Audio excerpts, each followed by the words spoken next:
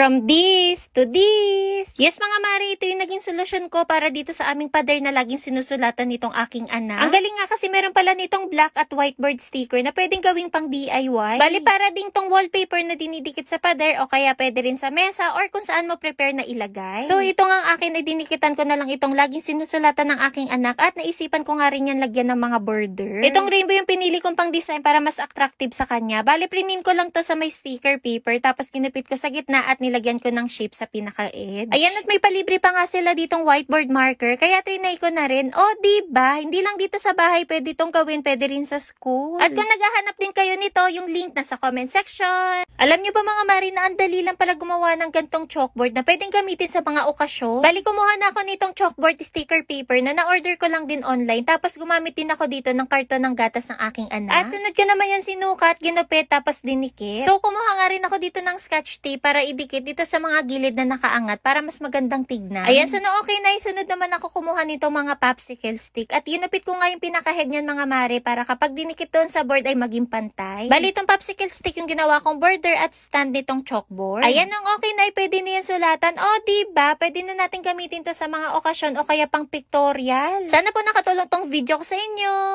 From this to this. Yes mga mari, samahan nyo ako na gumawa nitong DIY chalkboard gamit itong sticker. Tapos gumamit din pala ako dito ng karton ng gatas ng aking anak para dyan ko yan ididikit. Pero kahit anong karton mga mari ay pwede nyong gamitin kung ano yung available nyo dyan sa bahay. Ayan, at nilagyan ko rin pala yan ng scotch tape sa likod. Tapos kumuha na ako nitong mga popsicle stick. So ito nga mga popsicle stick mga mari yung gagawin kong pang border dito sa my chalkboard. And then glue pala yung ginamit ko dito na pang dikit. Pero pag gusto nyo na mas stable, pwede kayong gumamit ng glue gun. So eto nga, at may palibre pang chalk kaya itatry ko na rin. O, diba? Pwedeng gamitin ng mga bata sa bahay o kaya sa school. Sana po nakatulong tong video ko sa inyo.